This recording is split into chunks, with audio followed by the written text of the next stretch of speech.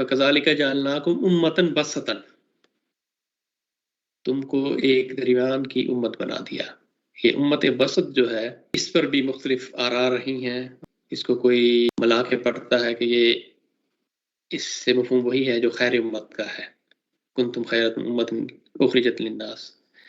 تو وہ کہتے ہیں کہ اس وسط سے مراد بہترین ہے، یعنی کہ درمیانی سے مراد بہترین ہوتی ہے. یعنی کہ آپ اگر ایک انتہا پر ہیں، ایک گروہ دوسرا گروہ دوسری انتہا پہ ہے، تو ایک جو درمیان کی چیز ہوتی ہے معتدل ہوتی ہے، کیونکہ اس میں خیر ہوتا ہے، تو اس لیے اس کا مفہوم وسط کا مفہوم جو ہے وہ وہی خیر امت والا ہے.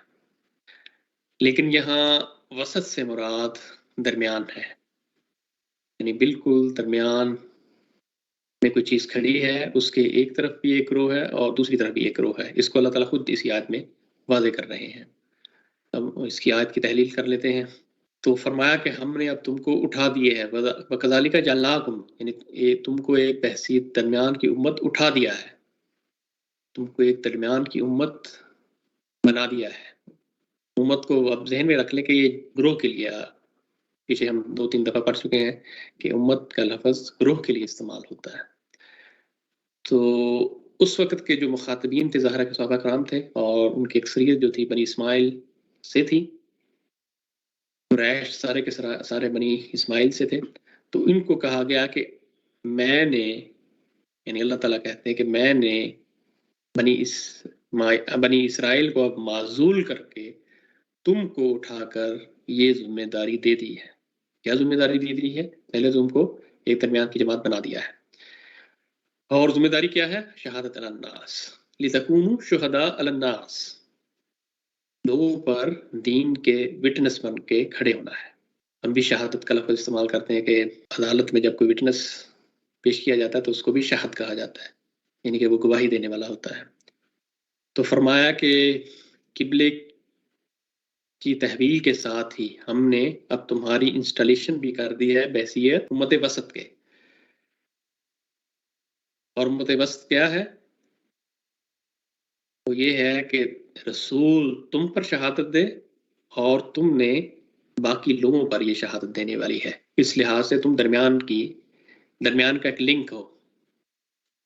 اگر اس کے لیے صحیح تعبیر استعمال کی جائے کہ تم ایک درمیانی لنک ہو چین کا، جس کی ایک طرف رسول کھڑا ہے یا رسولوں کی پہلی امت کھڑی ہے، اور دوسری طرف اس لنک کے چین کے پوری دنیا انسانیت کھڑی ہے، یعنی قیامت تک آنے والے انسان کھڑے ہیں.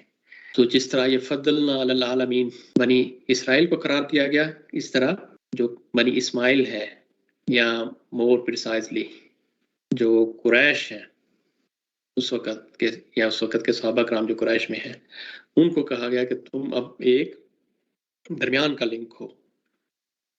رسول تم پر دین کی شہادت دے گا، یعنی تمہارے لیے دین کا نمونہ بنے گا، اور تم نے بحیثیت جماعت اب قیامت تک آنے والے لوگوں کے لیے ایک نمونہ بننا ہے. یعنی نمونہ تبھی بنا جا سکتا ہے کہ جب، یعنی شہادت تبھی دی جا سکتی جب وہ گروہ خود نمونہ بن جائے لوگوں کے لیے.